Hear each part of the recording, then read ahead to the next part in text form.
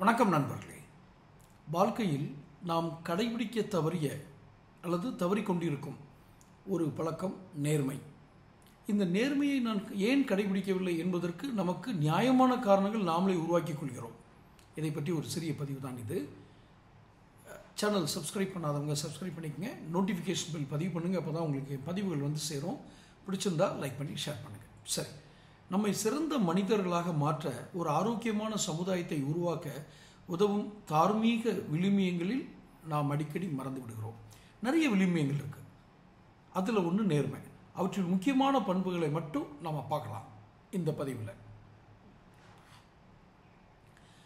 நாகரிகம் வளர்ந்து வருகிறது அப்படின்னு சொல்லுவாங்க.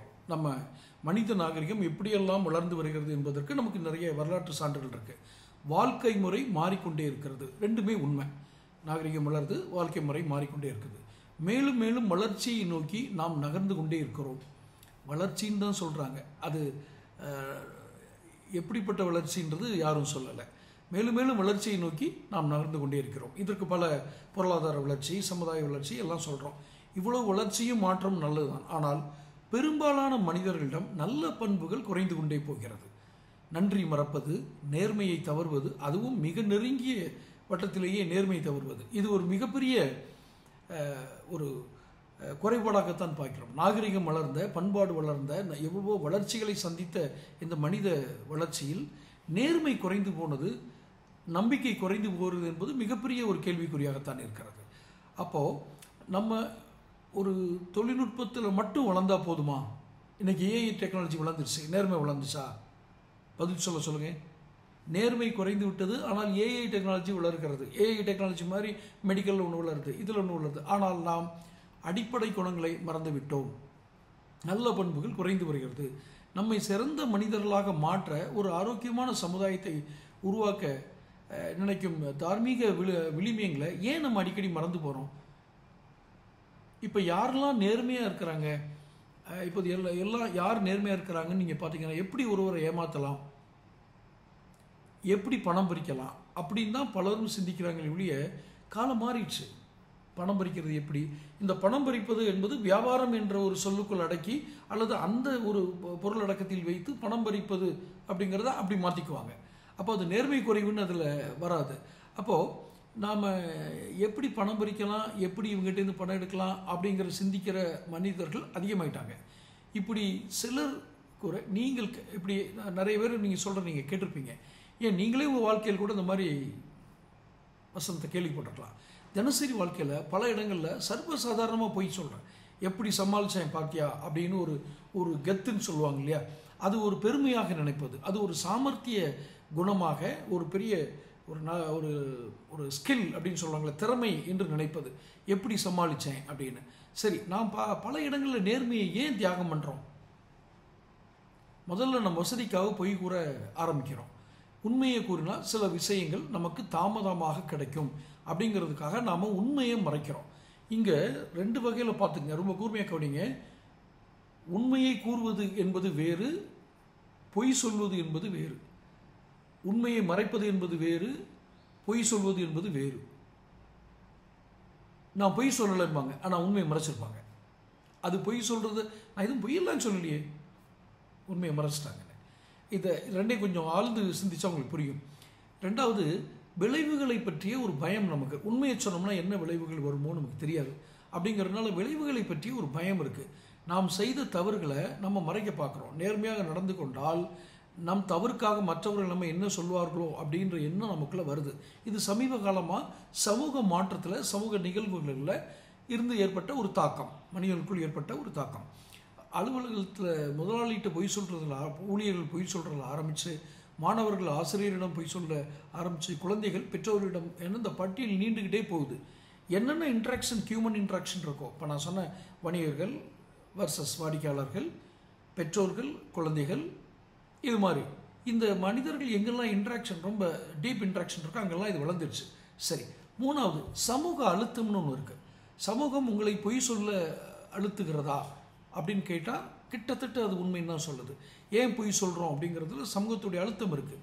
நம்மை பணக்காரர்களாக நாம் காட்டிக்கொண்டால் மட்டுமே இந்த இடத்தில் நாம் மரியாதையை பெற முடியும், இந்த இடத்தில் நாம் நுழைய முடியும் என்பதற்காக கூட நாம் பொய் சொல்ல ஆரம்பிக்கிறோம். உண்டா இல்லையா? நிறைய இடத்துல அது நடந்திருக்கும். உன்னை விட நான் சலைச்சமே இல்லை அப்படின்னு காட்டுறதுக்காக பொய் சொல்லுவோம்.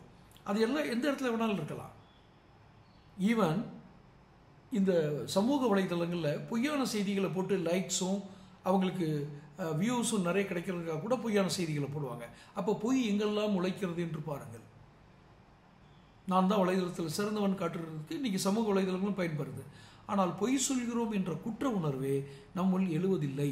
இதுதான் இதை நான் பேசுகிறேன், நான் முதற்கொண்டு இதை ஒப்புக்கொள்கிறேன். நாம் பொய் சொல்கிறோமே என்ற குற்ற உணர்ச்சி இயலாத அளவுக்கு அந்த பொய்களுக்குள் நாம் மூழ்கிவிட்டோம். போகிற போக்கில் ஒரு பிட்டை போட்டுட்டு போயிட்டே இருப்போம் அப்படின்னு வடிவேலுடைய ஜோக் உண்டு. போகிற போக்கில் ஒரு பிட்டை போட்டு போயிட்டே இருப்போம்ல அப்படின்னு அதை பெருமையாக கூறும் அளவிற்கு போய் நம் வாழ்வில் கலந்து விட்டது.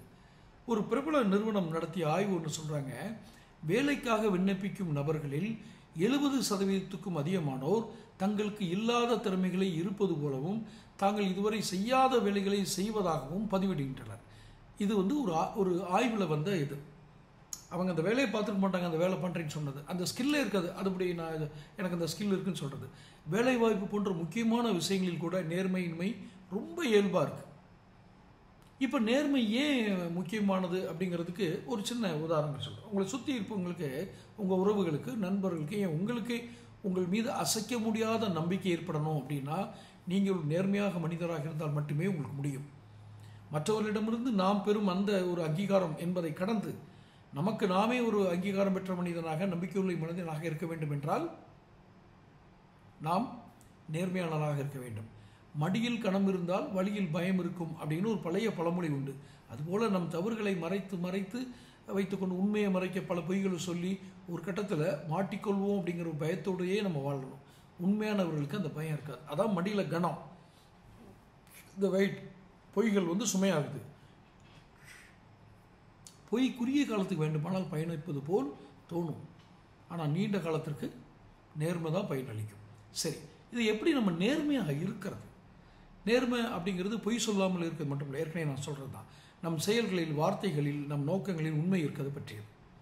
நம் செயல், வார்த்தை, நோக்கம் எல்லாத்துலேயுமே உண்மை இருக்கணும்.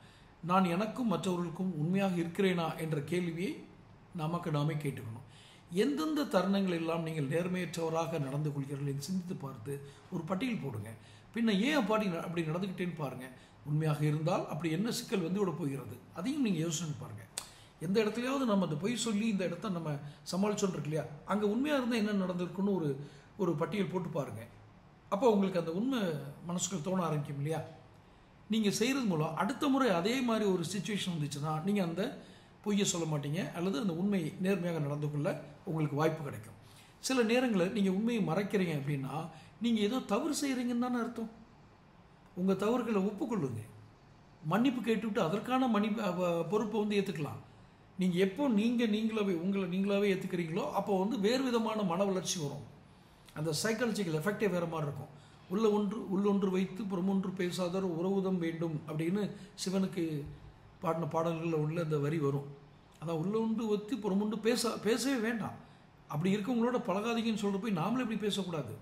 எப்போதுமே வெளிப்படையாக இருந்துட்டிங்கன்னா ரொம்ப நல்லது. அப்படி இருக்க முடியுமா? சாத்தியமா? நீங்கள் எல்லாம் உண்மையாக எல்லாத்தையும் சொல்லிட முடியுமா? நீங்கள் வாட்டுக்கு வீடியோவில் பேசிட்டு போகிறீங்கன்னு சொல்லலாம். முயற்சி செய்யுங்கள், இது நடக்கக்கூடிய வாய்ப்புகள் அதிகம். இன்னும் அபூர்வமான அந்த மனிதர்களை நானும் வாழ்க்கையில் சந்தித்து கொண்டு தான் இருக்கிறேன், எதையுமே வெளிப்படையாக பேசுபவர்கள். சில இடங்களில் குறிப்பாக உறவுகள் மத்தியில் இது சங்கடங்களை ஏற்படுத்தலாம் உண்மையை சொல்கிறதுனால. ஆனால் இது போன்ற நேரங்களில் பணிவாக பேசி அதை புரியும்படி செஞ்சிட்டிங்கன்னா உங்கள் நேர்மை இன்னும் மதிப்பு பெறும். தேவைப்படும் போது இல்லைன்னு சொல்கிறதுக்கு நம்ம பழகிக்கணும். மற்றவர்களை மகிழ்ச்சிப்படுத்துறதுக்காக நம்ம விருப்பம் இல்லாத செய்ய ஒப்புக்கொள்ளக்கூடாது. அது நம்ம விருப்பம் இல்லை, அது நம்ம செய்ய தெரியாதுன்னா இவங்களை சந்தோஷப்படுத்தணுன்றக்காக செய்யக்கூடாது. நேர்மையை எல்லா இடங்களிலும் கடைபிடிப்பது அது ஆரம்பத்தில் கொஞ்சம் கடினம்தான். எப்போதுமே கடினம் தான், ஆரம்பம் இல்லை, எப்போதுமே கொஞ்சம் கடினம் தான். ஆனால் முயற்சி செய்து பார்த்தால் அது கைகூடும். நண்பர்கள் நம்மை மதிப்பார்கள். எல்லோரும் நேர்மையான மனிதர்களாகவும் நம்மை சுற்றி இருக்கும் உறவுகளும் நண்பர்களும் நேர்மையான மனிதர்களாக இருக்கும் பொழுது இந்த உலகம் எவ்வளோ மகிழ்ச்சியாக இருக்குன்னு பாருங்கள். அது எளிதான விஷயம் அல்ல, ஆனால் முடியக்கூடிய காரியம். அத்தனை எளிதில்லை. வியாபாரத்தில் இருப்பவர்களோ salesman, marketing, business, doctor, engineer, யாராக இருந்தாலும் பொய் பேசணுன்ற ஒரு ஸ்டேஜ் வரும்போது சொல்லித்தான் ஆகணும் அப்படின்னு நினைக்கலாம். ஆனால் உண்மையாக இருந்து பாருங்கள், அதன் மகிழ்ச்சியும் அது தரும் அங்கீகாரமும் மிகுந்த மகிழ்ச்சியான வாழ்க்கையை தரும் உலக மகிழ்ச்சியாக மாறும். தொடர்ந்து நம்ம சேனலில் வர்ற கட்டுரைகள், பதிவுகள் இதெல்லாம் பெறுவதற்கு சேனல் சப்ஸ்கிரைப் பண்ணுங்கள், நோட்டிஃபிகேஷன்கள் பதிவு பண்ணுங்கள். அப்போ தான் உங்களுக்கு பதிவுகள் வந்து சேரும். பிடிச்சிருந்தால் லைக் பண்ணி ஷேர் பண்ணுங்கள்.